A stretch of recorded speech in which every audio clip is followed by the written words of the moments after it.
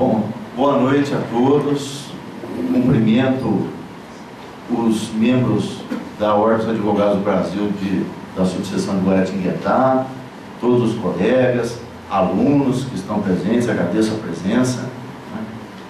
E agradeço o convite do José Hélio, né, que já me recepcionou aqui em Guará nos primeiros dias de trabalho aqui, já com um convite, né, para participar aqui na OAB, que enalteceu bastante a nossa chegada, né?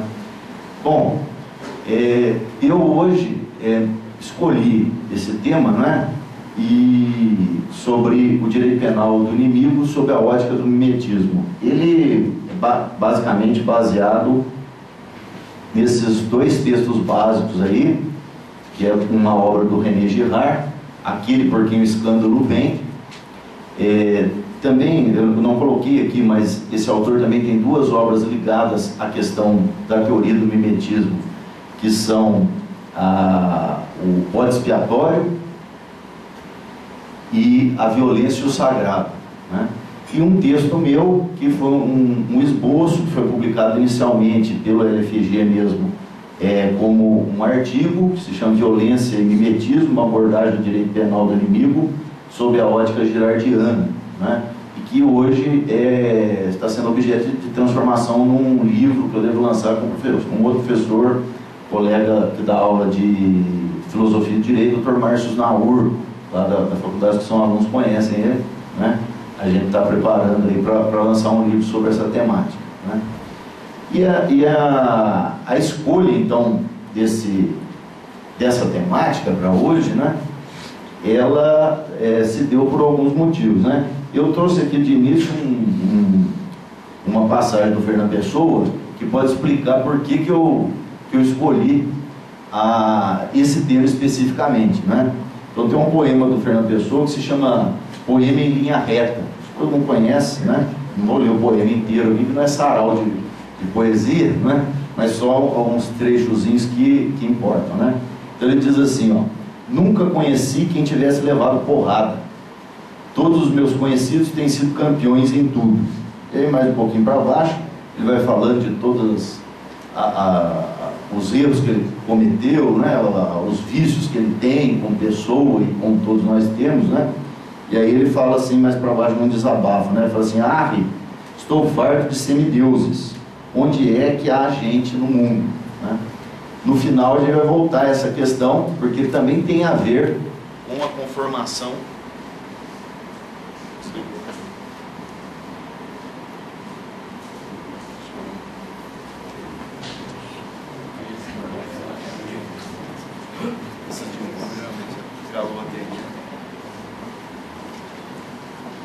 Podemos ir continuando, né? Falando mais um pouquinho.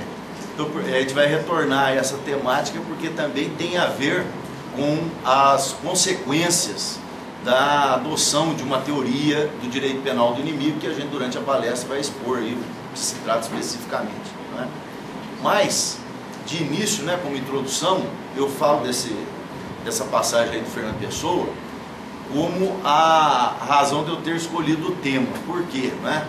Porque diferentemente de boa parte das pessoas, que esse poema ele aborda bem isso, né? A gente sempre gosta de contar as nossas vitórias, né? De contar todas as vezes que a gente se saiu vitorioso, se deu bem, né? Dificilmente você vê uma pessoa, narrando alguma situação em que ela se deu muito mal, né? Uma briga em que ela apanhou. É difícil, né, a pessoa contar isso, né? Mas eu venho aqui confessar que quando eu fui convidado a fazer a palestra aqui, eu já imaginava que estariam aqui pessoas de qualidade, os estudantes, os advogados, né? E então eu pensei assim, bom, então eu tenho que levar um tema lá, primeiro, que não seja uma coisa do dia a dia, porque senão o que eu disser não vai ser novidade nenhuma para ninguém, e ainda corro o risco de falar coisas que talvez tenha gente lá que saiba melhor que eu, e aí vai ficar ruim pro meu lado, né? Então a gente vem confessando aqui que eu não sou daqueles que dizem assim que eu nunca levei porrada. Já levei bastante, talvez não fisicamente, né? Mas em outras situações. Então a gente já vai ficando mais esperto, né? E é uma orientação, inclusive, da chamada nova retórica, né, que hoje se recupera essa arte do argumento, da argumentação, do falar em público, que ficou durante muito tempo muito mal vista, né? Você falava assim, fulano é retórico, quer dizer, é um cara que quer enganar, ele fala as coisas para te convencer, mas nem sempre da verdade, não é?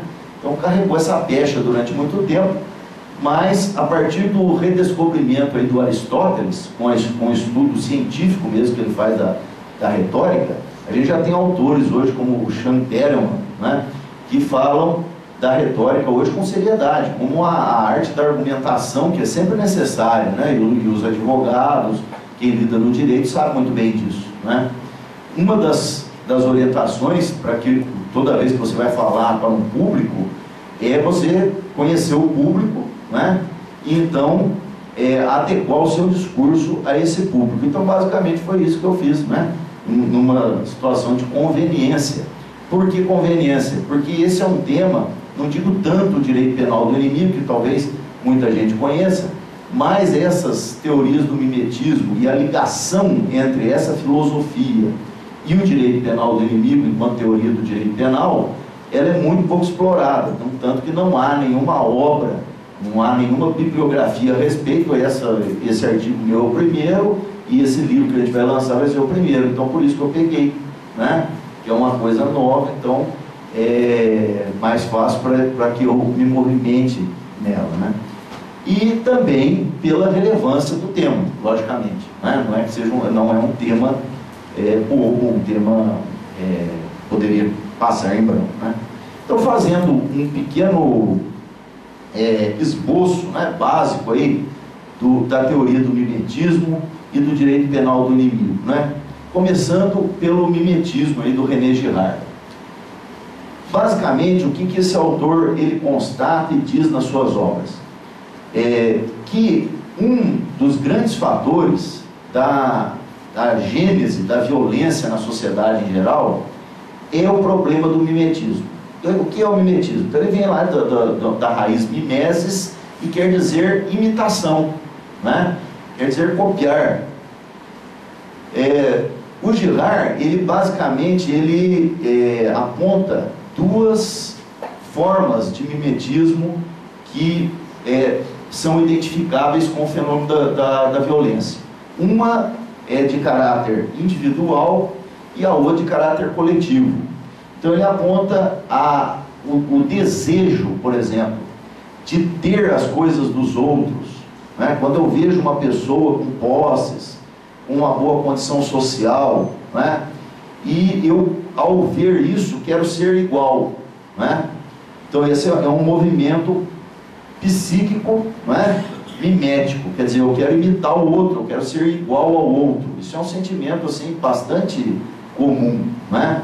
E desse sentimento muitas vezes pode brotar a violência, que pode chegar desde os crimes patrimoniais, né? Ou talvez essa seja uma das grandes motivações mesmo dos crimes patrimoniais, até mesmo ao homicídio, que é o crime mais grave que pode existir, né? Então isso no nível individual. Mas também o René Girard, ele aponta esse mimetismo, esse fenômeno, em nível coletivo, e especificamente quando esse mimetismo individual, intersubjetivo, ele se alastra de uma forma muito forte em dada sociedade, ao ponto de levar a uma situação meio que caótica já. Nessa situação, ele constata um fenômeno que é historicamente realmente demonstrável, né? Que é que aquela população ela se una em torno de um indivíduo ou de um grupo apontado como o culpado por todos aqueles males que aconteçam, e aí aquele tecido social que estava totalmente esgarçado pela violência intersubjetiva, ele se refaz e ataca um inimigo comum, que aí então vem a teoria, que tem até o segundo livro dele lá, que eu falei para vocês no começo, que é chamado de bode expiatório. Então um bode expiatório que vai responder por todos os pecados, por todos os erros daquela sociedade. Ele é o culpado e ele normalmente é assassinado ou destruído numa reação também mimética, só que agora não é eu imitando o outro e tendo raiva desse outro. Não, é um grupo de pessoas se unindo em torno de um comportamento ou um pensamento único, que é o de destruir aquele grupo ou aquele indivíduo que é apontado como bode expiatório, né? Bom, resumidamente é isso, depois a gente vai aprofundar um pouquinho mais. O direito penal do inimigo, ele já é uma construção teórica que tem como principal precursor um autor alemão chamado Günter Jacobs, né? Ele aparece com essa teoria em 1985, né? O direito penal do inimigo, num primeiro momento, né? Ele aparece com o Günter Jacobs num formato de mera descrição, né? E até de crítica, né? Lá em 1985, mas depois o discurso do próprio Jacobs, ele se torna um discurso legitimador, e basicamente essas são as três visões que se tem do direito penal do inimigo dentre os vários autores que trabalham com ele, né? Alguns se limitam a descrever o fenômeno, né? Outros fazem a descrição do fenômeno e a crítica do fenômeno, e alguns procuram legitimar, quer dizer, defender realmente a aplicação, a adoção desse chamado direito penal do inimigo. Bom, o que é esse direito penal do inimigo, né? Em que ele consiste? Então, resumidamente, o que o Jacobs defende é o seguinte, que a sociedade ela seja dividida em duas categorias básicas: os cidadãos e os inimigos. O cidadão, ele seria aquele indivíduo que obedece às leis, cumpre as leis, pelo menos em regra. E, eventualmente, esse cidadão, ele infringe as leis, inclusive penais, tá? Mas isso é uma coisa eventual, esporádica na conduta desse indivíduo e principalmente na personalidade dele. A outra categoria seria dos inimigos, ou seja, seriam pessoas que apresentam, com relação à ordem jurídica, né, à ordem estatal,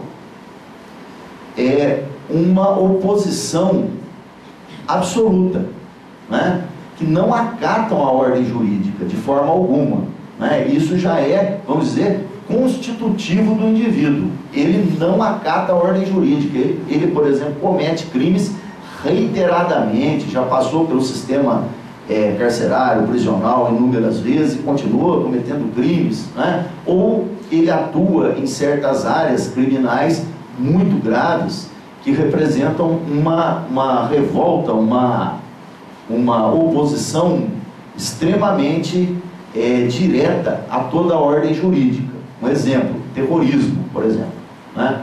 Então, feita essa divisão entre cidadãos e inimigos, os inimigos, eles seriam despersonalizados, né? O que aconteceria? Eles não seriam pessoas mais, certo? O inimigo não seria considerado mais pessoa humana, embora seja um ser humano, certo? Uma pessoa, um sujeito qualquer, mas ele não seria mais considerado um ser humano na ordem jurídica, portanto, perderia todos esses direitos e garantias de que todos nós somos titulares, ele perderia, ele ficaria sem, tá? E esses direitos e garantias num processo penal que todos nós temos direito ficariam reservados apenas para aqueles que sejam considerados como cidadãos, certo? Então, em resumo, seria isso o pensamento do Jacobs, né? Do direito penal do inimigo, essa divisão, né? Estanque aí entre cidadãos e inimigos, né? E um tratamento completamente diferente, né? Bom, então voltando agora a essa teoria do mimetismo, para a gente aprofundar um pouquinho nela e perceber o que ela tem a ver com esse direito penal do inimigo, que a princípio pode parecer que nada tem a ver, né? Uma coisa, outra é outra, né? Bom, basicamente, como eu disse, essa teoria do mimetismo do Girard, tratando da violência, ela pode ser resumida em 3 frases que eu coloquei aqui, né? Querer ser como o outro, querer ter o que o outro tem, e agora aqui, que vai mais mais adiante vocês vão perceber como é o elo entre o mimetismo e o direito penal do inimigo, essa principal frase. Agir como o outro age ou reagir como o outro reage, né? Então é para essa explicação da gênese da violência que o Girard dá, né, eu tenho esses elementos. Eu fico querendo o que o outro quer, eu fico querendo ter o que o outro tem, eu fico querendo ser o que o outro é, né? E eu quero também agir do jeito que ele age, e reagir do jeito que ele reage, né? A gente vê muitos exemplos disso na arte, no cinema, por exemplo. Quem já assistiu aquele filme O Troco, acho que é do Mel Gibson, que ele se vinga do pessoal, que mata lá alguém que não chegava a ele, né? E isso daí, na realidade, é um modelo, né, de muitos filmes, né, no cinema, na literatura, né, essa figura do vingador, né? Então, esse sujeito que dá o troco, né, essa figura do vingador, daquele que paga na mesma moeda, né, ela é uma espécie de uma figura mítica da modernidade também, né? Uma figura, que diria lá o Jung, arquetípica, né? Quer dizer, é um arquétipo, é um modelo que é muito difundido, por exemplo, pelas artes, essa coisa de você dar o troco na medida do que você recebe, né? E essa difusão pelo cinema, por exemplo, né, ela se incrusta no imaginário popular, no imaginário profissional de certos profissionais que lidam, por exemplo, com a criminalidade, não é? Os policiais, os promotores, os juízes, etc. Nas instituições também, né? A polícia, o judiciário, o Ministério Público, né? Esse imaginário de dar o troco e essa coisa de reagir, por isso que eu falo, né? Na mesma moeda que o outro, né?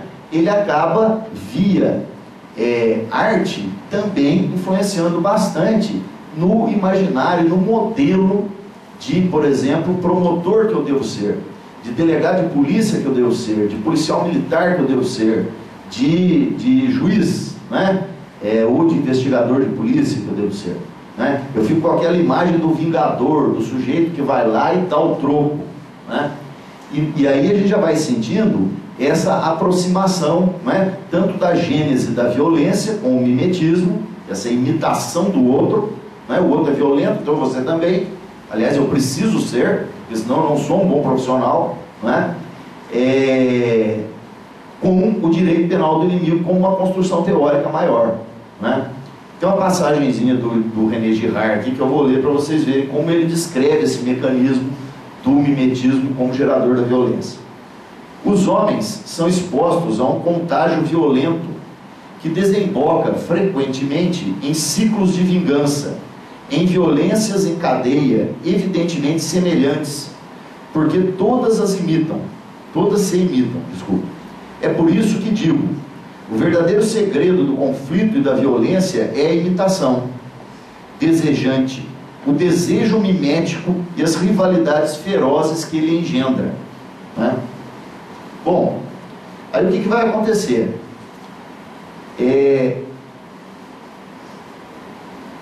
As reações psicológicas, as ações, o agir dos criminosos, ele muitas vezes começa, por exemplo, por meio de teorias como o direito penal do inimigo, a se misturar com o agir, com a psicologia das instituições estatais, não é?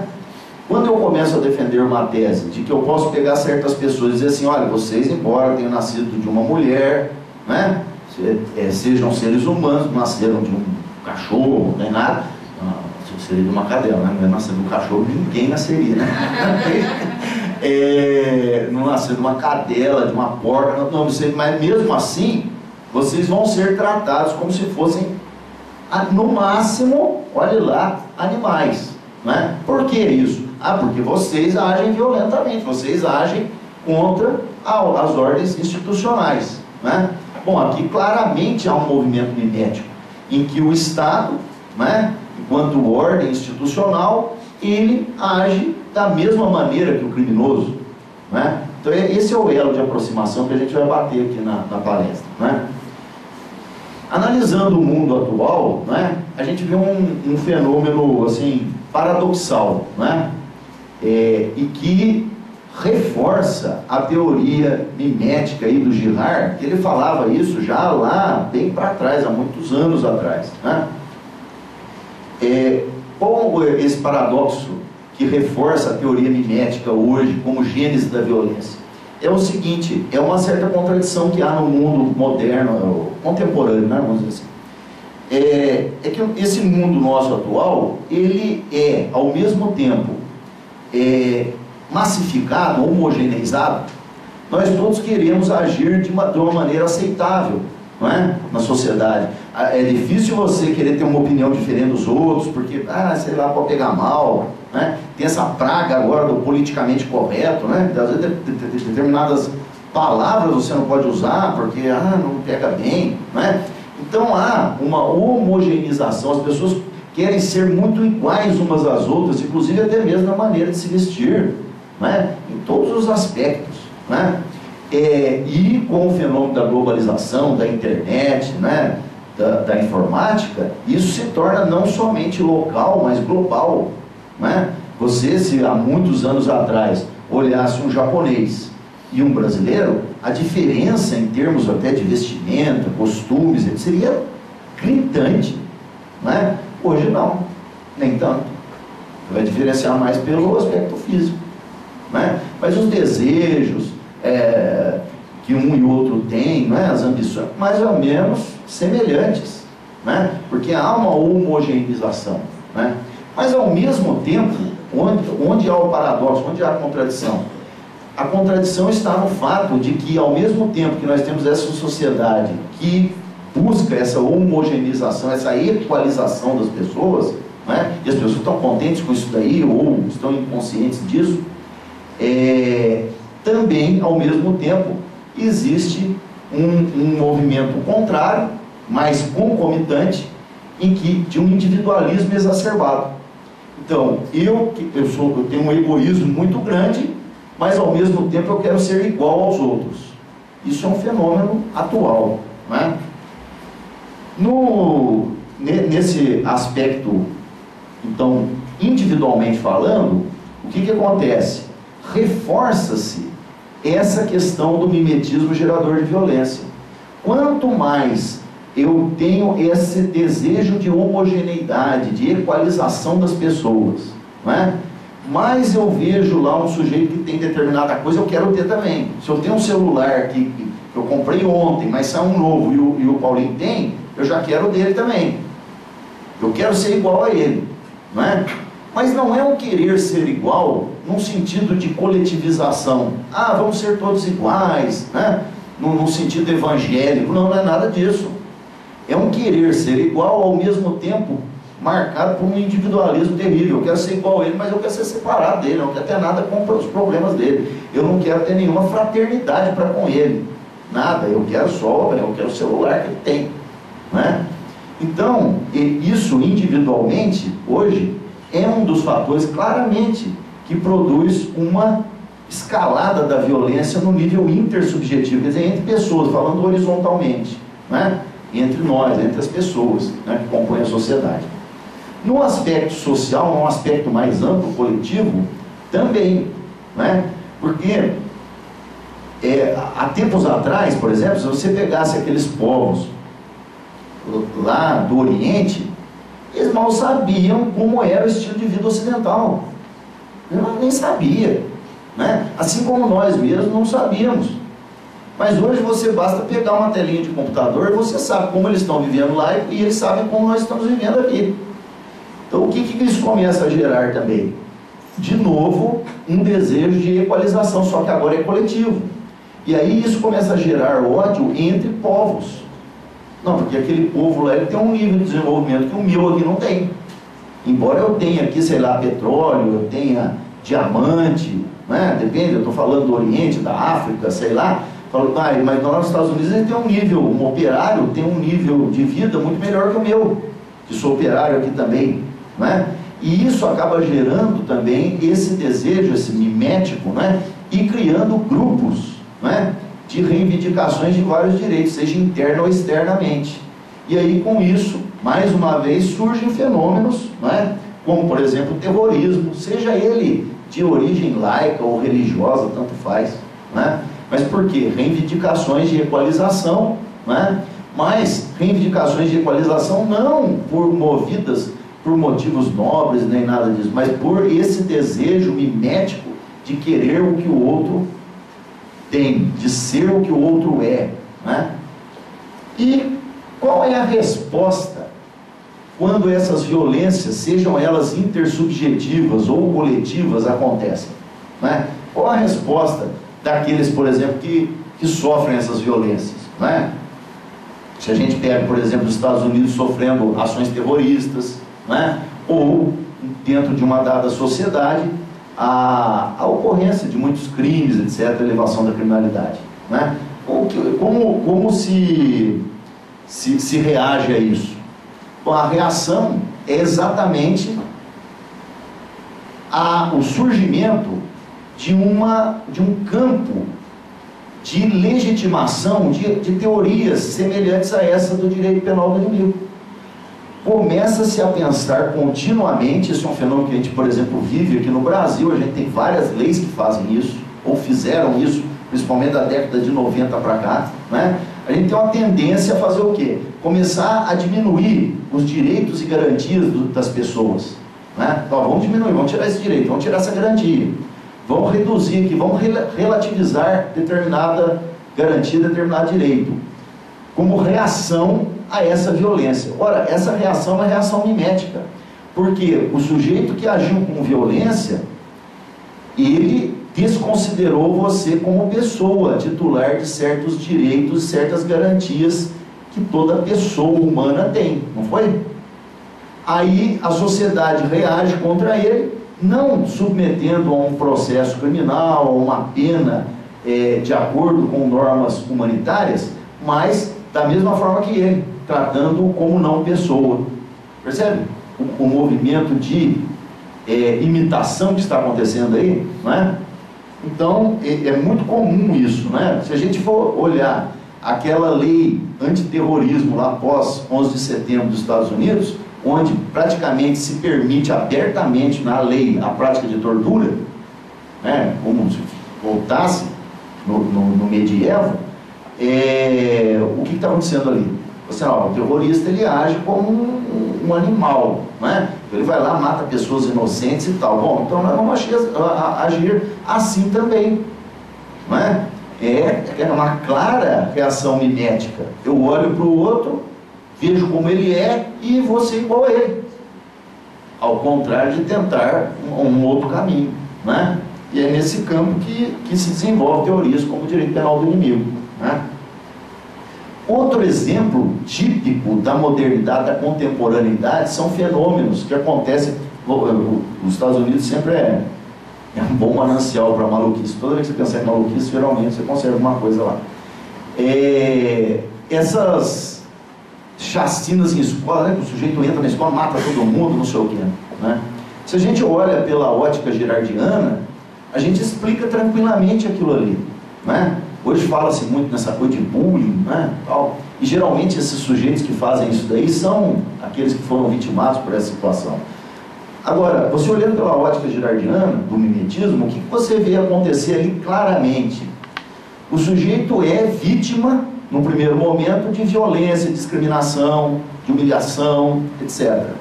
Ele vai sofrendo aquele impacto. Em seguida, esse sofrimento desenvolve nele um desejo de fazer o quê? Agir igual ao outro. Aí um dia, ele numa catarse, ele pega lá as armas e tal, vai lá, mata todo mundo, ou pelo menos quem ele tem condições de matar.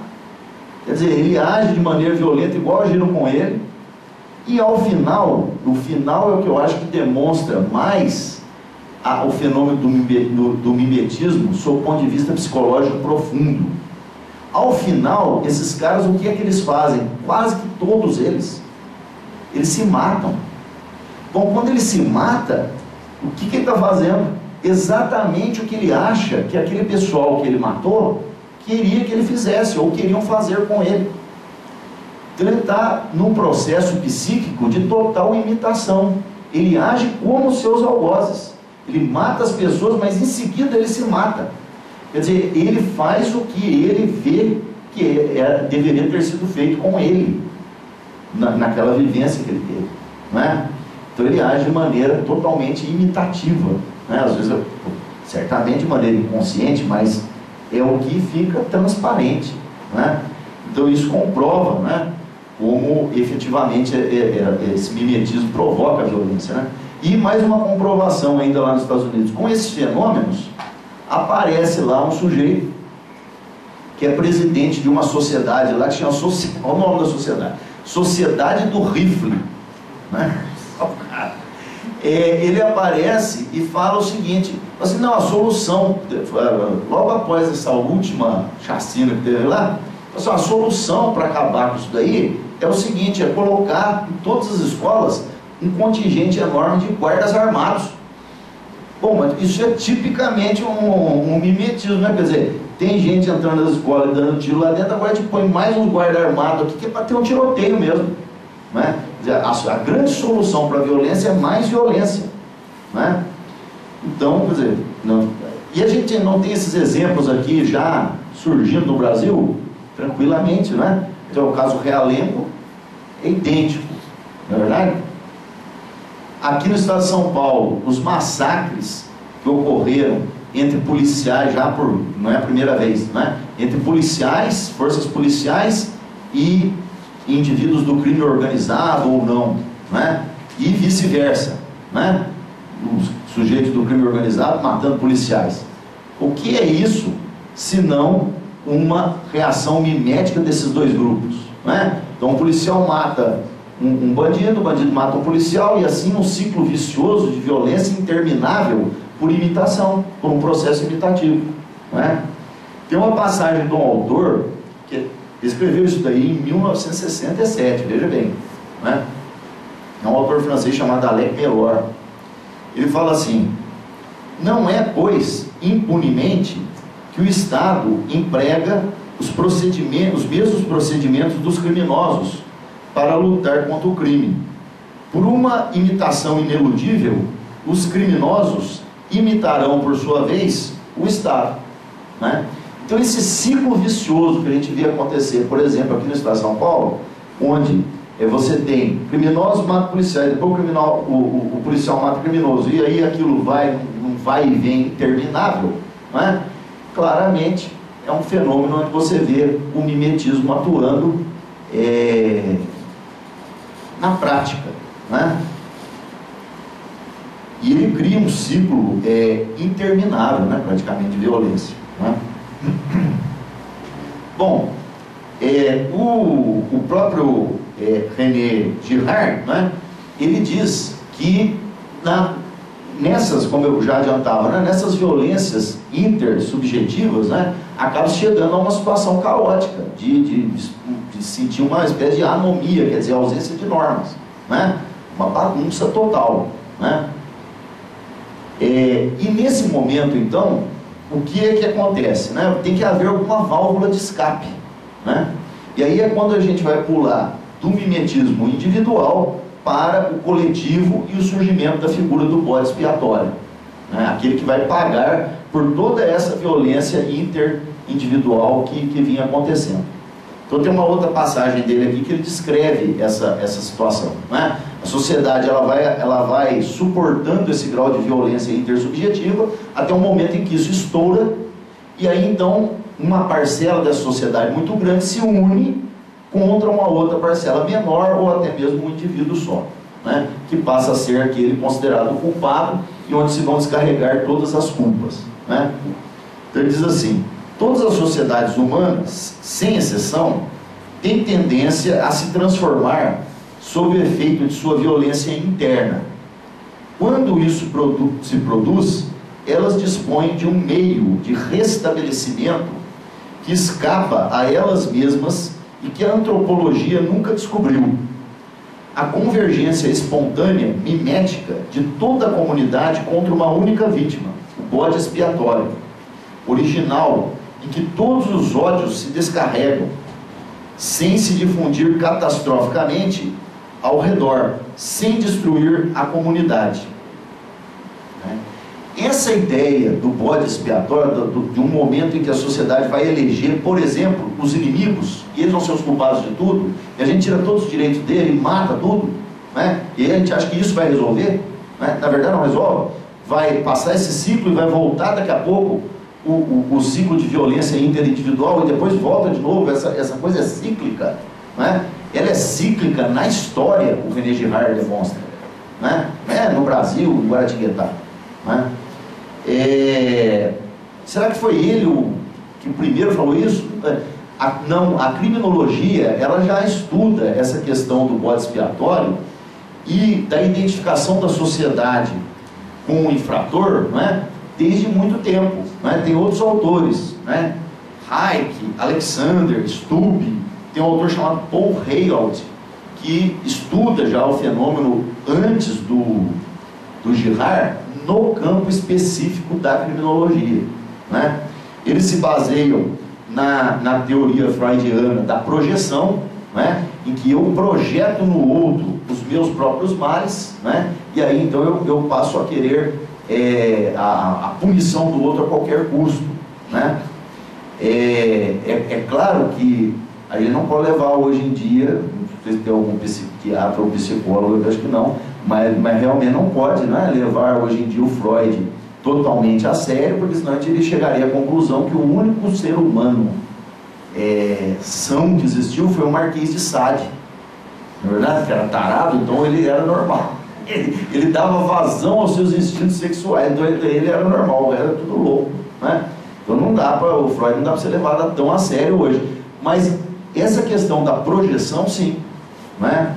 Porque uma coisa que esses estudos criminológicos demonstram é o seguinte: se você tem, por exemplo, um profissional, por exemplo, da minha área, da área policial, né, que é extremamente afetado pelas práticas criminosas que ele é obrigado a atender no dia a dia, se o sujeito ele se emociona demais com isso, ele tem um ódio daquelas pessoas que ele prende e tal, e certamente é porque ele se identifica de alguma forma.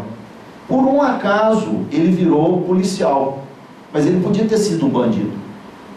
Então ele se projeta. A gente sempre tem um ódio daquilo que é igual a gente, né? O Freud, por exemplo, nesse fenômeno de projeção, ele explica muitos conflitos entre pais e filhos, porque um parece com o outro, né? É normal, né? E muitos traços de personalidade são iguais, e isso, ao invés de gerar aproximação, gera retração, né? Então esses autores, eles já estudam essa questão há algum tempo na criminologia, né? O Girard, o que ele faz? Ele faz um aprofundamento filosófico da questão histórica, né? Bom, e aí, né, quando acontece esse fenômeno, né, de se eleger então um bode expiatório, que no caso do direito penal do inimigo seria um grupo, seriam os inimigos, né?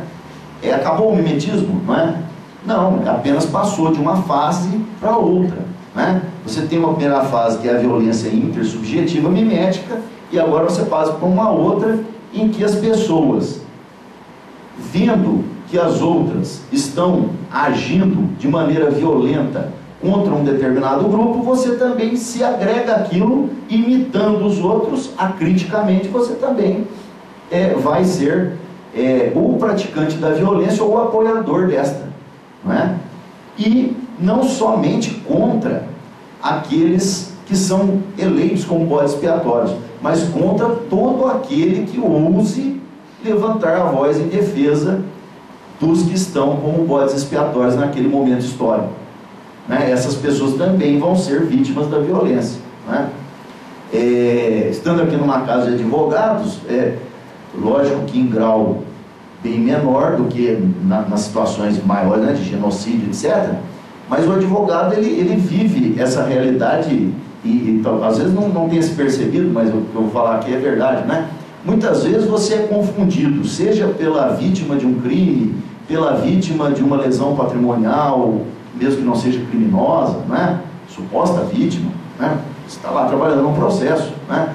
Ou pela própria polícia, pelo Ministério Público, pelo juiz, você está defendendo o sujeito. Você não é o sujeito, mas você é tratado como se fosse. É como se você fosse o criminoso também, não é? Isso é um fenômeno que ocorre, não é? E se dá por causa de quê? Por causa de todo esse conjunto, não é? Então, não só quem é eleito como inimigo é tratado como inimigo, mas qualquer um que use defender o inimigo, ou apontar essa relação mimética que está acontecendo. Não, você está agredindo ele porque você está imitando. Ah, não, então você também tem que entrar no cacete também, porque você está defendendo ele, então você é igual a ele, não é? E aí você entra nesse ciclo vicioso, não é? Qual o conteúdo mimético nítido da teoria do direito penal do inimigo, não é? Veja só como é nítido. O suposto inimigo, então, seria essa pessoa que discorda, não é, internamente, de maneira muito forte, do ordenamento jurídico. Ela não aceita as normas de convívio social. Então ela nega o ordenamento jurídico, não é isso? Ela fala, eu não quero obedecer a nada disso, eu tenho as minhas próprias normas, ela nega. Bom, vem o direito penal do inimigo e aconselha o seguinte: aqui o Estado olha para essa pessoa e fala assim, olha, você nega? Ah, então tá negado. Então você não faz parte mesmo da sociedade nossa aqui. Veja só, o que você está fazendo? Na verdade, o direito penal do inimigo, ele faz com que o próprio criminoso, ele dite as normas sociais. Porque ele fala que não faz parte da sociedade e a sociedade fala, ah, então tá. É isso mesmo, você não faz parte da sociedade. Nega a ele os direitos e garantias que ele mesmo viola e não respeita. Fala assim, ah, então também não vou respeitar. Não é? Aí está o conteúdo claramente imitativo, não é? do direito penal do inimigo. O Estado imitando, não é, o criminoso. O Estado se rebaixando ao criminoso. Porque quando o Estado faz isso, ele se rebaixa. Não é? Ele age igual ao criminoso. Assim, né, metaforicamente. Imagina uma pessoa extremamente educada, decente, tudo, e de repente ela encontra com um sujeito bêbado na rua, esse sujeito vem para o lado dela e começa a xingá-la de vários palavrões e tudo. É uma senhora, não é? Educadíssima e tal. Será que é bonito que ela vire para o bêbado e comece a xingá-lo com os mesmos palavrões que ele xinga? Não. Não é verdade? Mas se ela faz isso, ela está agindo de maneira mimética.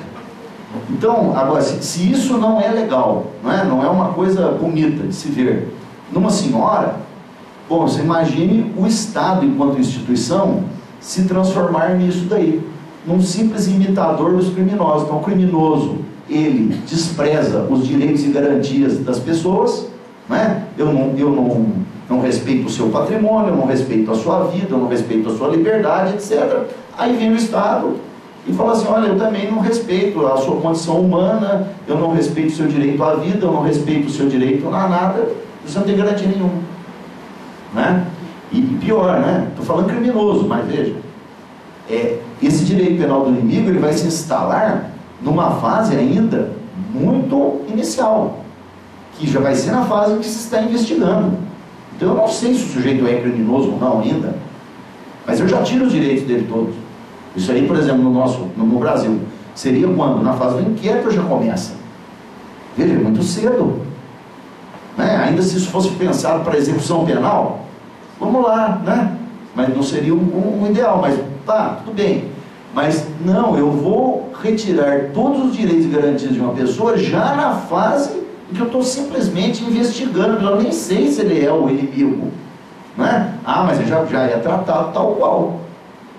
A ideia é essa, Então, logicamente que é uma teoria perigosa, e que deriva de um ciclo de violência, que é aí, então, a ligação, que é denunciada pelo René Girard, É uma teoria que se submete a isso, Que ela faz o quê? Um mimetismo do mal, Ela despreza o caminho do bem, ela despreza a virtude em prol do vício, né? Tem uma passagem do Sêneca que diz assim, né? Onde houver um ser humano, aí haverá oportunidade de fazer o bem. Não, mas dentro de um pensamento de teoria do direito penal do inimigo, você vai desprezar isso daí. Você vai preferir aderir ao vício que ele, criminoso, por exemplo, pratica. Você, vou fazer igual a ele, ao invés de você fazer o bem. Não quer dizer que você vai afagar o criminoso, não quer dizer isso, que ele não deva ser punido, não, mas que ele tem que ser tratado, principalmente enquanto ainda é suspeito, como um ser humano qualquer, não é?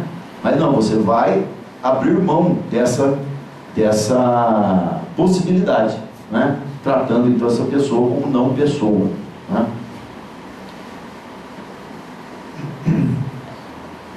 E o maior problema está no seguinte, é que quando a gente escolhe esse caminho mimético do direito penal do inimigo, por exemplo,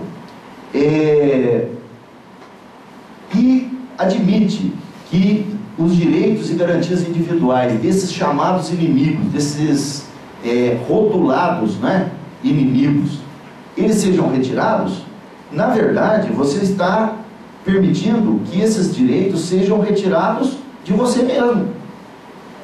O Rui Barbosa, ele diz assim, quando as leis cessam de proteger nossos adversários, virtualmente elas cessam também de nos proteger. É lógico.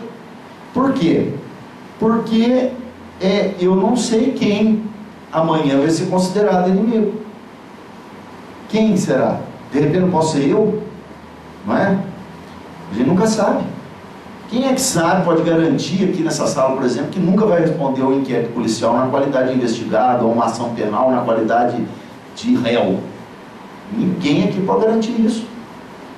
Eu que sou delegado, está muito pior, porque a gente está arriscado, né, a responder um monte de coisa, né? Então, ao adotar uma postura dessa, é para os outros. Não é para os outros, é para você mesmo, porque você está aqui na mesma sociedade, né? Você não é diferente, né?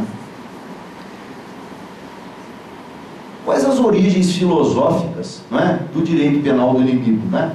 O direito penal do inimigo, ele tem uma origem filosófica que está baseada em alguns autores, mas que são autores muito reconhecidos, mas num momento em que eles falavam de uma lógica de guerra, não de uma lógica de estabilidade, né?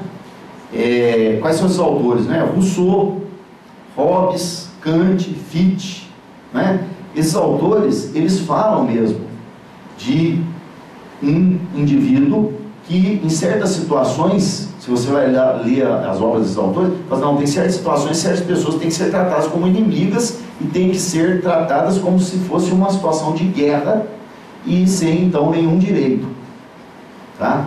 Eles falam isso, mas eles falam quando eles estão tratando da situação de guerra, e quando você tem, por exemplo, um inimigo interno que é um espião, por exemplo, aí é nessa situação que eles estão falando, não generalizando. O Jacobs, ele pega essas passagens desses autores, né, que são filósofos de renome, e utiliza para criar a teoria do direito penal do inimigo, mas para ser aplicada no dia a dia. É lógico que numa situação de guerra é matar ou morrer, isso aí é guerra, né? Agora, no dia a dia, né, você adotar isso, classificar certas pessoas como inimigos que podem ser mortos, né?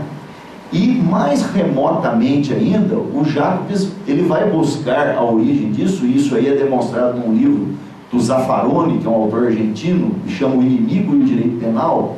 Ele vai buscar mais longe ainda, numa figura, né, lá dos romanos, do direito romano, né, que chamava hostis, né?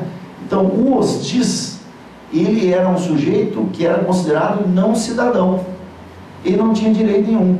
Se você era declarado hostis, era o seguinte, as pessoas saberiam que qualquer um, por exemplo, se você saísse na rua e encontrasse com um sujeito desse, você estava estressado, você podia matar ele. Era isso que acontecia. Essa figura existiu historicamente. Então, obviamente que essas pessoas, elas saíam, né, do convívio social e viviam isoladas, porque senão qualquer pessoa poderia até matá-las na rua assim, sem por nada, certo? Se ela tivesse uma propriedade, você poderia ir lá e tomar, e pronto, virava sua.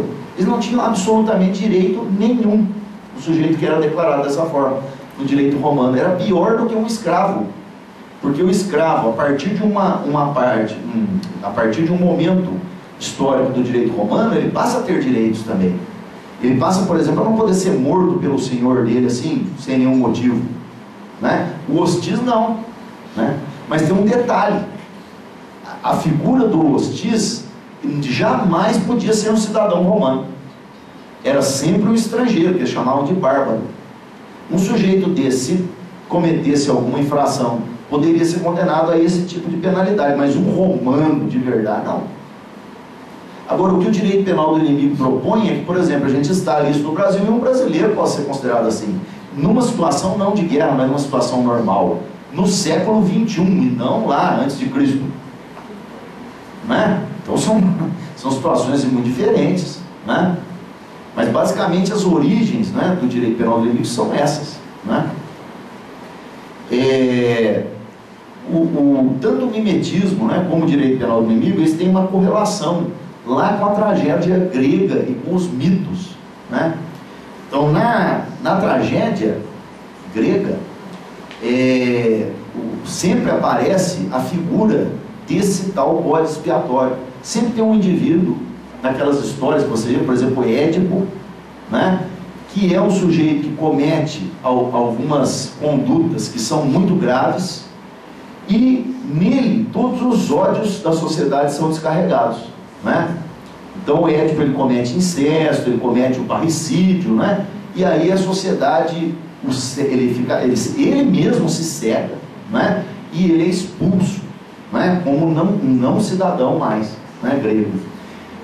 Aquilo tudo não é somente uma história, né? Um filósofo, eu não gosto muito dele, mas nesse ponto ele é um dos melhores analistas que tem, o Nietzsche, né? Ele estuda lá profundamente a tragédia grega, né? E ele diz assim, olha, e o próprio Girard fala isso no livro Bode Expiatório, ele fala: a tragédia grega, ela é o retrato de coisas reais que aconteciam naquela época. Então ela é uma espécie de um simbolismo, né? E a gente pode perceber claramente isso, porque se daqui a milhões de anos as pessoas virem as novelas, elas vão, e praticamente as tragédias encenadas na Grécia, elas eram o correlato da novela. Aí a gente vê como a gente decaiu, não é, a humanidade, não é verdade? Se alguém ver as novelas, talvez não tenha percepção, mas se for estudar mais profundamente, vai ver que elas são um certo retrato da sociedade que a gente vive, né? Então ele fala, não, isso aí é um fundo de verdade aí. E quando as pessoas assistiam aquilo segundo o Nietzsche produzia o que ele chama de uma catarse, quer dizer, uma liberação de vários sentimentos de culpa, de ódio e tal, que se descarregavam sobre aquele indivíduo ali na tragédia, né?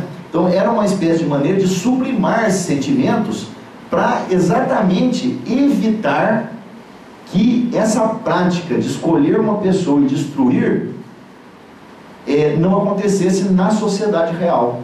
O surgimento da tragédia, então, ele tem como uma das suas origens teatralizar, dramatizar um fato que acontecia historicamente. Agora você veja, aí a gente retorna, vem num retorno querer eleger bodes expiatórios hoje, afastá-los de toda a segurança social e penalizá-los por todos os males sociais que existam, né? Mas na prática, não é um teatrinho, né?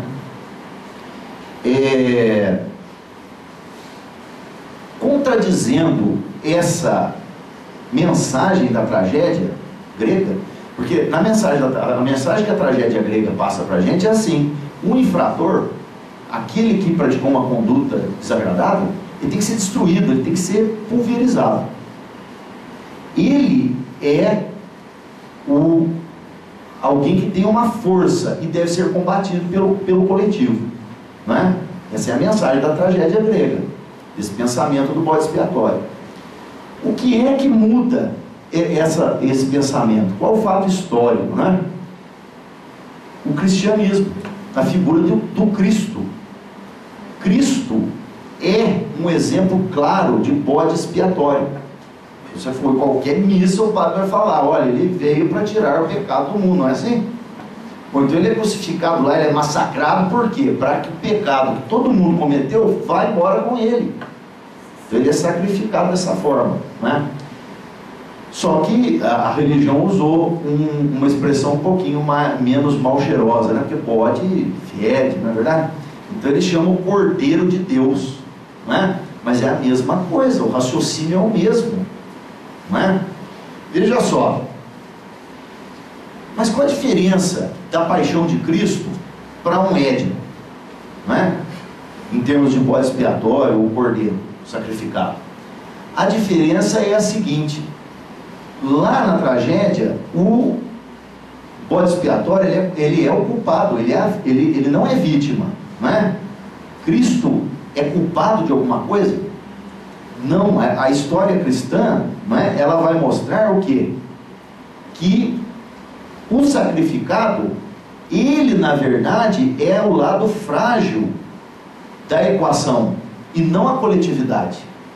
Então o cristianismo ele inverte a visão mitológica quando ele faz isso, né? Ele vai inverter, fala, não, a coletividade não é a vítima é o bode expiatório. Percebe? Ele é que é perseguido e a comunidade é perseguidora, né? Só que o que acontece hoje em dia, não é? Por causa de uma quebra que acontece basicamente, não exatamente, mas como um marco assim razoável, no século XIX, com o surgimento do chamado positivismo, que tem várias facetas, né? Jurídica, social, etc., até religiosa ele tem. Há um desprezo para os outros saberes, né? A gente tem o saber filosófico, o saber religioso, o senso comum, que é importante também, né? O bom senso, a ciência e a lógica matemática, né? Deixar a lógica matemática de fora, mas os outros saberes, o senso comum, a filosofia e o saber religioso, eles, com o surgimento do Augusto Comte lá no século XIX e outros positivistas, eles são postos como saberes assim, nem saber, isso aí não serve para nada, isso é superstição, isso é ignorância, no caso do senso comum, não é? Isso é discussão inútil, no caso da filosofia, o que importa é a ciência, né? O único saber válido é a ciência. Com isso, o que acontece? Esses saberes, por exemplo, essa representação, por exemplo, dos mitos, da religião, né? Que a gente tira do cristianismo, eles são saberes que começam a ser abandonados, por exemplo, quando a gente vai estudar qualquer ciência, inclusive o direito. E aí, a gente perde muito com isso. Por quê? Porque a gente não percebe sequer a origem histórica do momento que nós vivemos, inclusive na área do direito processual penal, por exemplo. A gente não enxerga isso, a não ser que vá buscar numa pesquisa muito aprofundada. Olha só, primeira coisa que não se enxerga, o conceito de pessoa que o direito penal do inimigo pretende categorizar, fala assim, não, o direito, as normas vão dizer, é um favor para você ser pessoa, é um favor do Estado. Ah, você é pessoa, você não é, né? Você tem que ganhar esse favor, tá? Esse conceito, ele surge, ele não existia antes, ele surge exatamente com o cristianismo. Quando Cristo faz essa ligação do homem com Deus, essa ligação divino-humana, que antes do cristianismo não existia, existia um Deus lá e o homem aqui separado, só adorando, mas não uma união entre os dois. Cristo é o elo, não é? Aí é que se fala, inclusive a palavra persona, não é? Aí que você vai falar nisso, né? A pessoa, o ser humano como pessoa humana, não é? Então isso tem origem no cristianismo, né? Depois, os movimentos humanitários, eles se apropriam desse conceito do cristianismo e como que cospem no prato que comeu. Esquece. Fala-se hoje em dignidade de pessoa humana e tudo, como se isso fosse algo criado com a Revolução Francesa. Não é verdade. Muito pelo contrário, a Revolução Francesa, com praticamente todo o movimento revolucionário que pretende criar um mundo melhor, supostamente, um paraíso terrestre, ela acabou no quê? Assassinato, cortando a cabeça de um monte de gente, inclusive do Robespierre, que era um dos chefes da Revolução, pô. Não é? Fala liberdade, igualdade e fraternidade. Talvez liberdade, igualdade um pouquinho, mas fraternidade nada, é zero. Então, esses movimentos, né, humanitários, o iluminismo, então eles se apropriam desse conceito de pessoa humana, que na verdade surge no cristianismo com essa inversão do mito, né?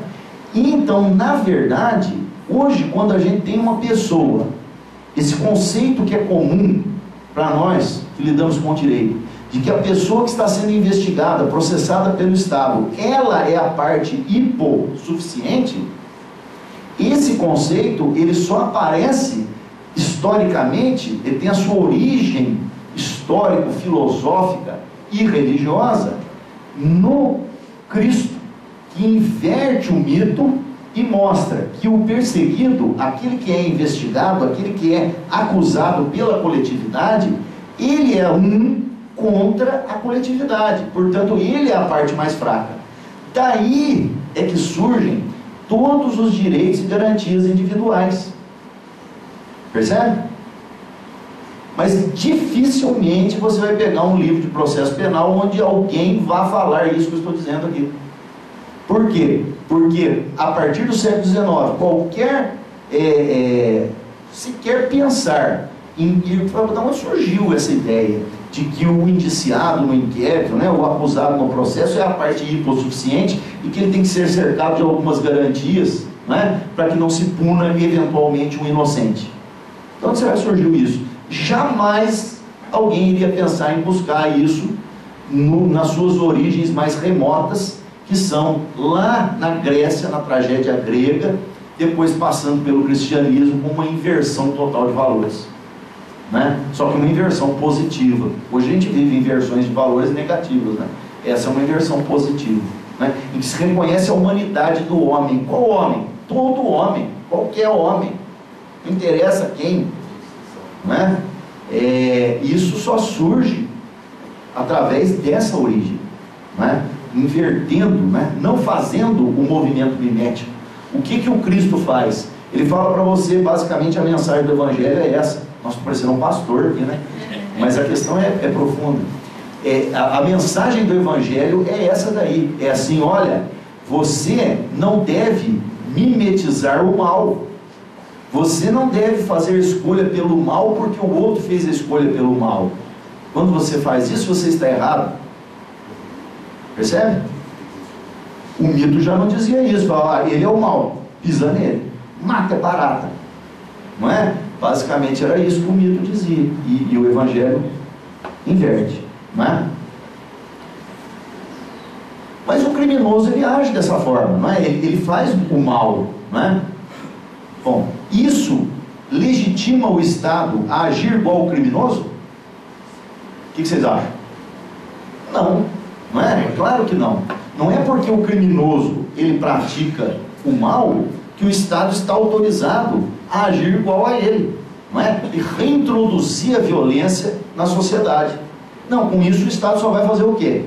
Vai fazer o ciclo vicioso do mal mimético, não é? É só isso que ele vai fazer, né? A gente pode de novo lembrar esse negócio de polícia matando bandido, bandido matando polícia e aquele ciclo interminável. Não é verdade? Só a hora que termina, a hora que alguém para. Porque se não parar, se um dos lados não parar com aquilo termina nunca mais. Não é? Tem um trechinho de um autor português, Guedes Valente, ele fala exatamente sobre essa temática. Ele fala assim, ó: o direito penal humanista impõe ao Estado que não aplique a justiça como um indivíduo aplicaria por meio da vingança, que garanta ao cidadão a defesa do que é acusado ou indiciado e que seja, em efetivo, reconhecido ao cidadão o direito de presunção de inocência até o trânsito em julgado.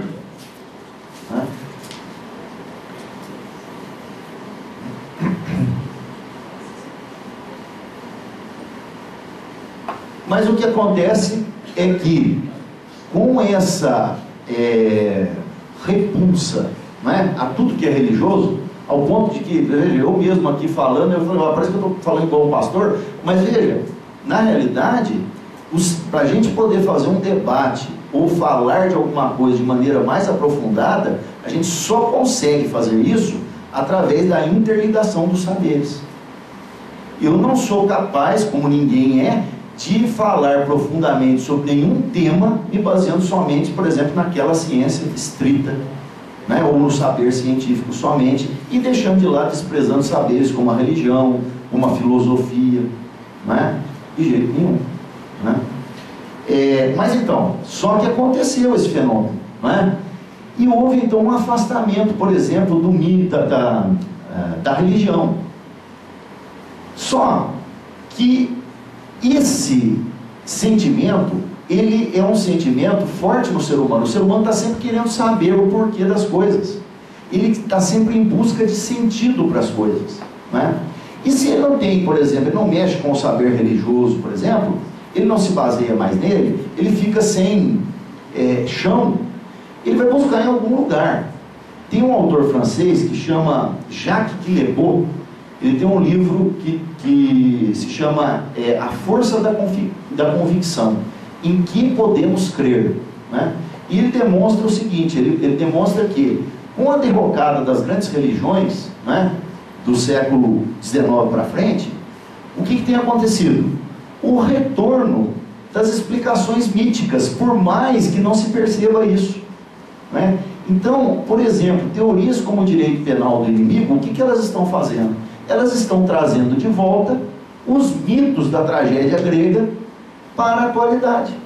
O bode expiatório, que já tinha sido superado com aquela inversão que demonstrava que o indivíduo é mais frágil em relação à coletividade, não o contrário. Bom, isso acaba caindo num esquecimento, mas o homem sempre tem que acreditar em alguma coisa, sempre tem que ter um sentido para as coisas.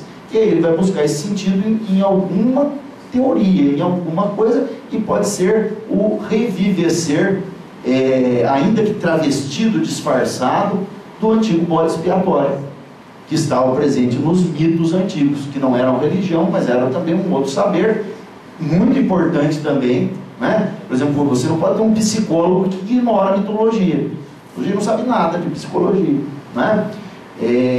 Mas vai buscar então, vai surgir, vai haver um ressurgimento de um saber baseado, por exemplo, se segurando num mito de bode expiatório, onde eu acho que posso solucionar o problema, por exemplo, da violência, elegendo alguns bodes expiatórios e destruindo, não é? Por quê? Porque eu me esqueci de certos saberes, né? O Alfredo Teles Júnior, ele tem um livro também que chama A Folha Dobrada, né? Ele fala para a gente o seguinte, isso é uma abolição para nós que lidamos na área jurídica, né? Ele é um dos maiores juristas brasileiros. Ele diz assim, olha, o jurista, ele é basicamente um humanista, ele lida com a vida humana, né? E ninguém tem condição de ter todas as experiências na vida, né? Exemplificando, né? Ninguém é capaz de viver, por exemplo, um momento de extrema coragem e essa mesma pessoa ter vivido também, ter a experiência de um momento de extrema covardia, né? A gente experimenta uma coisa ou outra, ou na maior parte das vezes, a gente fica na chamada mediocridade, que é o meio, né? Esse é o destino de quase todos nós, né? Então, como é que para ser um bom jurista nós podemos fazer? Porque para ser um bom jurista a gente tem que conhecer a humanidade, né, por dentro, de maneira profunda, se possível. Ele fala assim, o único instrumento não são os livros de direito, é a literatura, porque são obras produzidas por pessoas de alta sensibilidade, que embora não tendo vivido todos aqueles acontecimentos, que na maior parte são fictícios, mas os descrevem para a gente de uma maneira muito acessível. E aí então você, lendo, conhecendo as histórias da humanidade, você vai conhecer o humano aos poucos, não é? E é verdade, a gente na literatura encontra muitos ensinamentos que nos ajudam a interpretar, a aplicar o direito, né? Eu coloquei aqui uma passagem do Dostoiévski, num livro dele que chama O Idiota, né? Então o sujeito está discutindo sobre pena de morte. Aí num dado momento ele fala assim, ó, ele é indagado por que ele é contra, né? Aí ele fala assim, não matarás, né? Que é um mandamento, né? Não matarás, mas porque ele matou, vou eu matar? O assassinato em virtude de uma sentença é mais espantoso que o assassinato cometido por um criminoso. Isso é uma passagenzinha.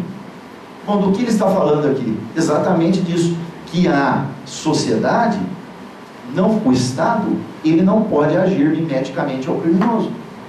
Se o criminoso mata, eu mato também, não é? É basicamente isso que ele está dizendo, lá atrás, há muito tempo, não é? Será que matar, destruir, retirar todos os direitos das pessoas, tratá-las como animais, tratá-las como não pessoas, né, é uma função do direito? Obviamente que não, né? A função do direito é do quê? Pelo contrário, de proteção, né? De proteção das pessoas, de proteção dos bens jurídicos e de equilíbrio na sociedade, né? Eu cito de novo aqui esse autor português, o Guedes Valente, né? Ele fala sobre isso daí, ó. A função de equilíbrio imposta por um direito penal humanista e de garantismo evita a aniquilação dos polos contraditórios. Uma demasiada proteção da sociedade por meio de supertutela de bens jurídicos gera a inocuização ou aniquilação do membro da comunidade que não agiu conforme o direito. E a desmedida e ilimitada proteção ou intocabilidade do cidadão que lesionou ou colocou em perigo de lesão bens jurídicos individuais e difusos geram o caos societário e a nihilificação de todos os direitos e liberdades. Então, o que ele está falando? Ele está falando exatamente de que o direito, ele tem que buscar sempre um equilíbrio, não é?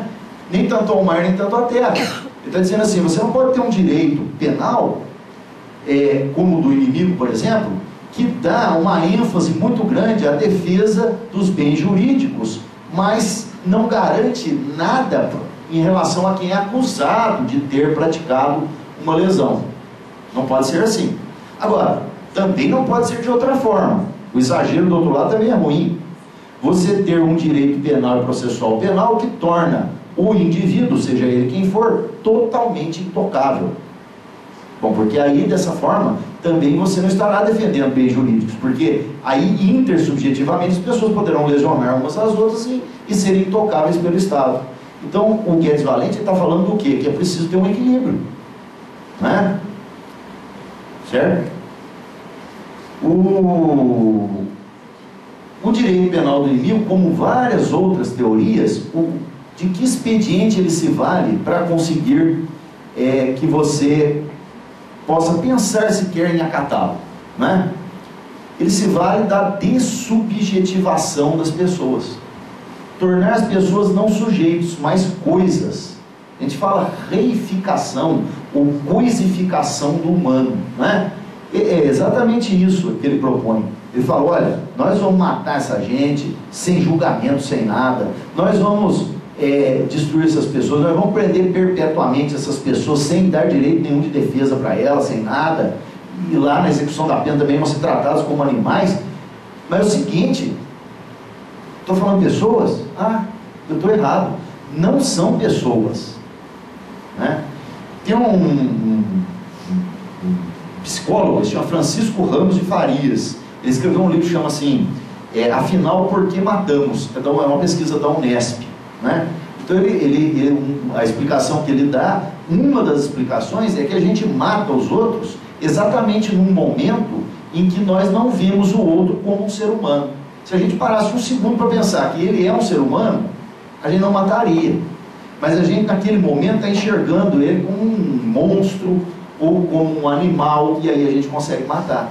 É por isso que pais de família no nazismo, bons pais de família, não eram monstros, tratavam bem dos seus filhos, do seu cachorrinho e tudo, mas eles durante o dia davam um tiro na nuca de uma pessoa sem a menor sombra de arrependimento. Por quê? Porque para ele estava matando um rato, não era uma pessoa, né? O Goebbels, que foi o grande propagandista do nazismo, o que ele fez? Um esforço imenso para que se inculcasse na cabeça do povo alemão que os judeus, eles não eram gente. Bom, não sendo gente, qualquer coisa que se faz com ele, tanto faz. Não é verdade? Ninguém fica apavorado se eu disser assim, ontem eu matei uma galinha. Vocês iam ficar, nossa, o Cabete é violento, hein? Não, não é verdade? Mas se eu digo, ontem eu quebrei, a gente quer o pescoço da galinha, eu quebrei o pescoço de uma pessoa e fui tomar café, ou seja, eu não, pô, é perigoso. Eu, como delegado, então, nossa senhora, ele é super perigoso. Já pensou? Mas se eu despersonalizo, aí tudo é permitido, né? Tem um livro que chama A Assustadora História da Humanidade. Ele mostra claramente isso aí que eu estou falando, né? Todos os grandes genocídios na África aconteceram muitos, né? Aquelas etnias africanas, elas chamavam umas às outras de baratas na língua, no dialeto da região. Não chamavam pelo nome, o tu, tal, não, barata. E o outro chamava o outro também de barata. Aí por isso que ia lá um monte de gente com facão e cortava a cabeça dos que eram de outra etnia. Claro, é barata. Na verdade, eu subi uma barata em casa agora de noite, o que eu faço? Eu dou uma chinelada nela. Não é verdade? Agora, você falasse, não, ele é de outra etnia, mas é um ser humano, já se tornaria mais difícil você ir lá e cortar o pescoço dele, assim, a sangue frio, como acontecia, né? Então essa dessubjetivação que o direito penal do inimigo ele processa, ela não é não planejada, ela é hiper planejada, com base em eventos históricos, né, muito antecedentes, né? Só que é uma teoria do mal, né? Bom, outra coisa que se torna absurda nessa visão, né, de um direito penal do inimigo e de uma legalização, entre aspas, da violência, né? A violência, ela nunca é legal, nunca. Você, não, filho, peraí, às vezes a polícia, por exemplo, confronta com um sujeito, ele usa de força, a polícia tem que usar força, ué. E é verdade. E nesse uso de força pode ser até que a polícia tenha, né, que é postura, não, tem que matar o sujeito, não é? Pode ser sim, isso é verdade. Agora, isso é violência? Não, aí está havendo um erro terminológico. Isso é aplicação de força, da força necessária, proporcional. Eventualmente pode ser até ter que matar. Agora, a violência, ela alguma vez vai ser legal? Não, jamais ela pode ser legal, né? Porque a violência é simplesmente a violência pura, é o mal puro, né? Se a gente pensar num Estado que autoriza a violência, né? Então ele não é um Estado, ele é um macro criminoso, é o Leviatã do crime, né? Por quê? Porque o direito, na realidade, ele existe exatamente pelo contrário, para regular, para limitar o uso da força. É para isso que existe o direito. Se não fosse para isso, não precisava dele. Se a gente pudesse usar a força a olho, então não precisava de direito. A gente apelava simplesmente para a violência e viveríamos numa selva onde impera o que é a lei do mais forte. E aí, então, nesse caso, força se iguala à violência, né? Mas não é o caso, né? de um Estado de Direito, né? Um trechozinho aqui que diz assim, ó: a deslegitimação de um direito penal do inimigo enraiza-se ab início na ideia de que não é legítimo ao Estado usar das mesmas armas que os criminosos, sob pena de, a determinado momento, não distinguirmos qual dos dois é o criminoso, se o inimigo, se o Estado, né? E tem uma frase do Wilfred Hassemer que eu acho que é espetacular. Ele fala assim: olha, esse negócio de direito penal do inimigo é a mesma coisa de você querer exorcizar o Beelzebub com o capeta. Não é verdade? Né? É um ciclo de violência, não é a solução. Não é? E a segurança, né? Será que ela não podia ser um bom pretexto para o direito penal do inimigo? Porque a segurança também seria um direito, né, de todos nós, né? Principalmente a segurança pública. Não é? Bom, esse apelo para a segurança, dentro do discurso do direito penal do inimigo, ele é muito forte. E ele é um argumento forte por causa de um sentimento forte de todo ser humano, que é o medo. O medo faz com que a gente queira segurança, né? Então, quanto mais sensação de insegurança a gente tem, mais a gente quer segurança, né? Então, vem o direito penal do inimigo e ele alimenta esse medo, né? Só que tem uma coisa que a gente tem que compreender, que esse direito à segurança que todos nós temos, ele é um direito que não é um direito em si mesmo, ele é um direito instrumental. Ele é um meio para outros direitos. Então a segurança, ela só existe para assegurar a todos nós o exercício de outros direitos, que esses sim são direitos em si mesmos. A segurança é um direito instrumental, ela é um direito garantia, quer dizer, ela é um instrumento de garantia de outros direitos, né? Você não pode, quando você sobrepõe a segurança a outros direitos individuais, assim de maneira como uma regra, não em uma situação proporcional, né? O que acontece? Você desvirtua tudo. Aí a segurança, ao invés de proteger, ela oprime. Ao invés de proteger, ela violenta, né? Isso acontece historicamente. A gente pode dar um exemplo, que alguém aqui quer morar em Cuba, o sujeito consegue, numa ilhazinha que o estado da Paraíba tem mais gente lá, ele consegue matar dos que estão contabilizados, né? Deve ser muito mais, mas estatisticamente ele consegue matar 120 mil pessoas naquela ilhazinha. O que aconteceu lá? Essa segurança, essa homogeneidade social, ela foi posta acima de todos os demais direitos. O que aconteceu? Essa desgraça, né? A gente tem lá um ditador genocida que genocida o próprio povo dele, né? Por quê? Por causa dessa distorção, de não perceber essa segurança, essa estabilidade como não um fim em si mesmo, mas um instrumento para a consecução de outros fins, né? Então a segurança deve ter um lado negativo e positivo, né?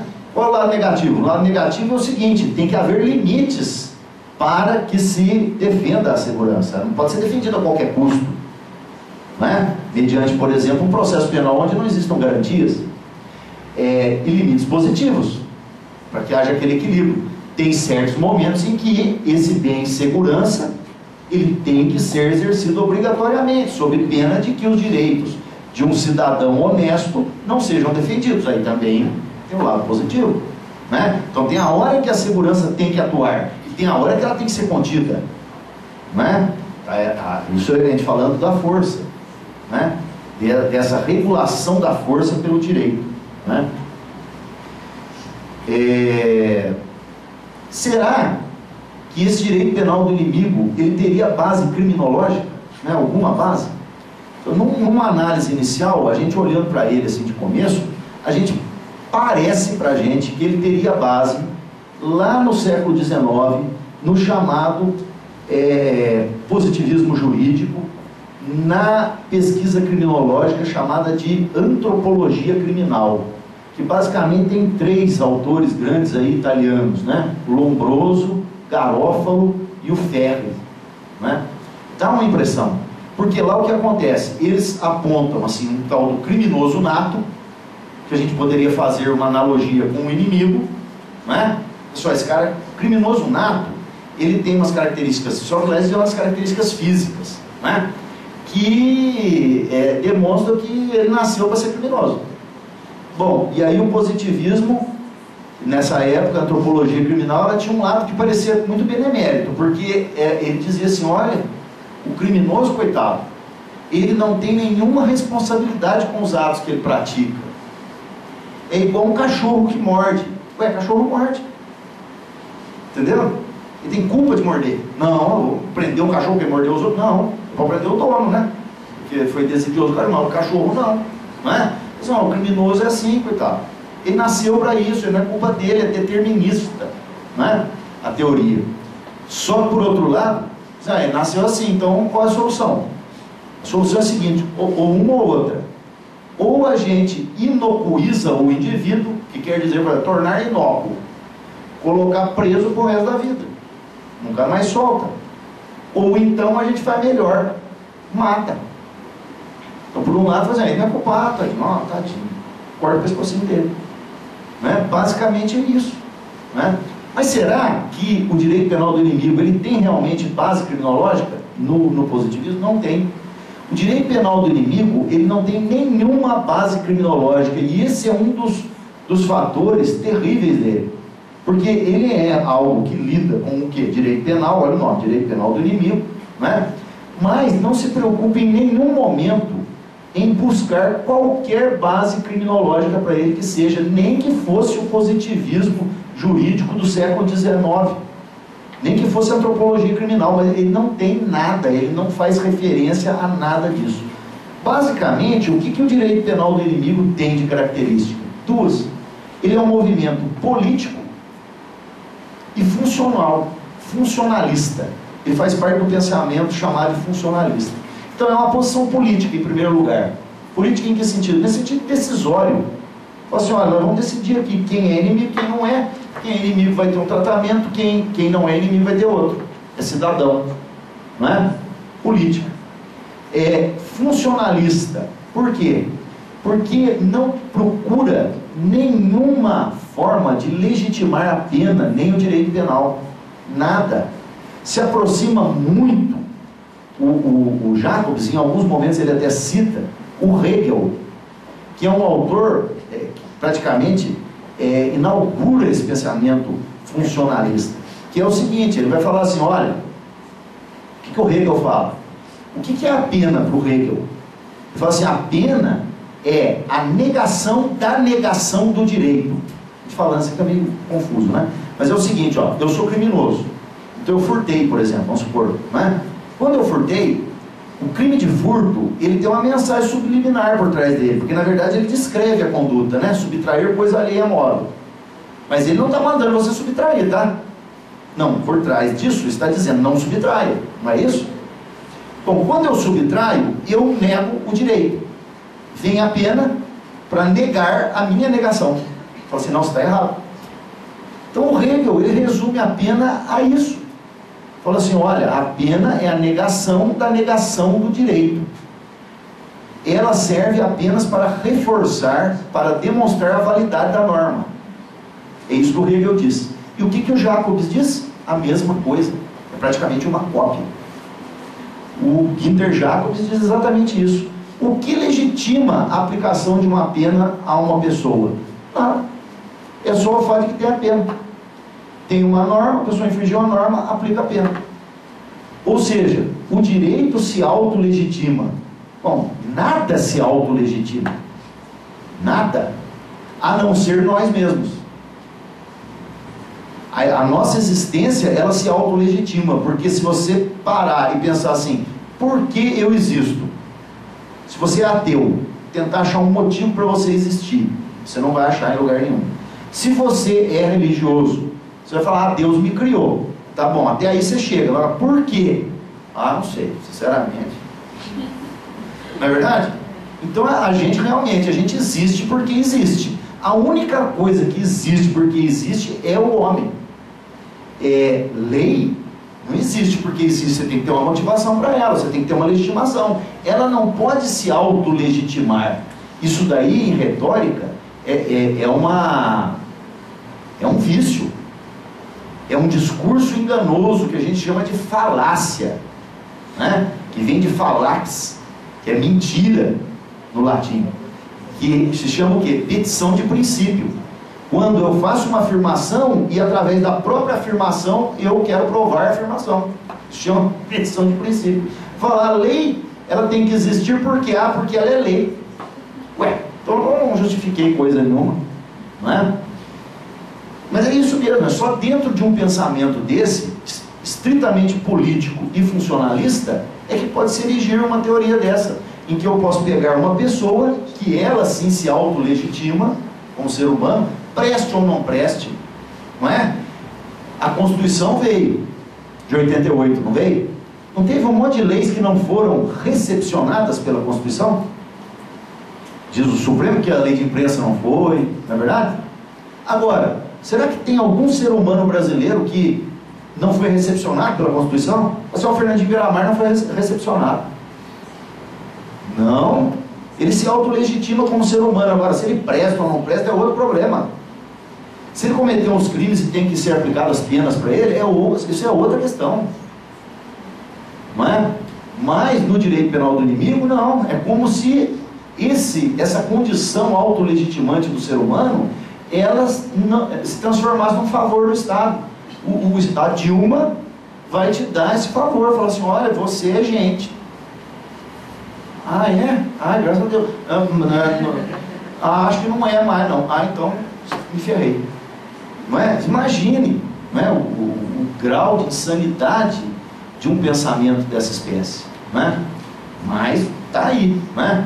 O Pablo de Molina, que é um criminólogo aí espanhol, que sempre escreve aqui para o Luiz Flávio Gomes, aqui no Brasil, tudo, ele diz assim, sobre o direito penal do inimigo: um distanciamento do direito penal da investigação criminológica, porque é isso que o direito penal do inimigo faz, ele é puramente político e funcional, não é?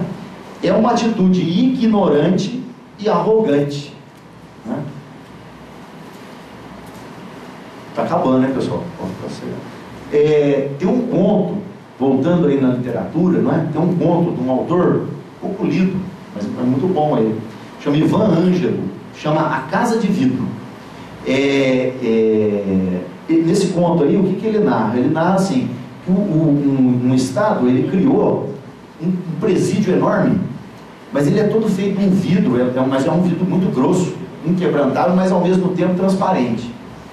E aí as pessoas passam a ser colocadas todas elas dentro desse grande presídio. Todo mundo que passa na rua pode ver tudo que está acontecendo dentro desse presídio. Ele é chamado de A Casa de Vidro, né? E dentro desse presídio ocorrem lá muitas torturas, etc. Mas isso tudo às claras, o povo assistindo, né? E ao final do conto, você percebe que o que acontece com o fato de mostrar claramente essas torturas, esses abusos que aconteciam ali naquele presídio, e que aí depois vão sendo, ele é uma espécie de um protótipo, e depois vão construindo outros, né? O que acontece, o efeito no conto, é que o povo se acostuma com aquilo, e começa a achar aquilo natural, né?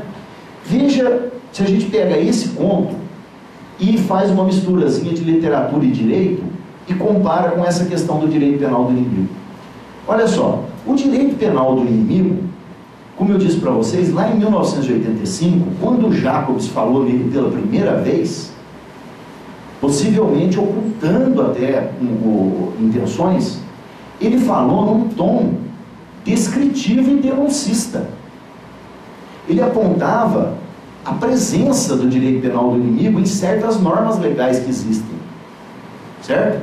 Então, por exemplo, se você torna um determinado crime em alguma legislação, que o sujeito, se for condenado em primeira instância, ele não tem direito a segundo grau de jurisdição, isso é exemplo de um direito penal do inimigo, e tem legislações assim, certo? Então, o Jacobs, ele no começo ele faz isso, ele entra descrevendo, falando, ó, essas são as características, vejam como ele já está presente no direito, no mundo, aqui tem essa lei, ali tem aquela, ele faz isso. Então, estar presente o direito penal do inimigo em menor ou maior medida em qualquer ordenamento jurídico, ele está. A gente no Brasil tem algumas normas de direito penal do inimigo. Quer ver uma? Um avião recebe ordem para pousar. Ele não obedece, a gente não sabe bem por quê, né? Pode abater. Isso claramente é uma norma de direito penal do inimigo, é uma coisa de guerra isso aí, né? Bom, então ele está presente. Está presente de forma marginal. Está presente dessa forma aqui que eu estou aqui falando para vocês, que isso daí é uma espécie de direito penal do inimigo, e ele sofre uma crítica enorme da doutrina, por exemplo, brasileira. Percebe? Agora, quando vem o próprio Jacobs num discurso legitimante,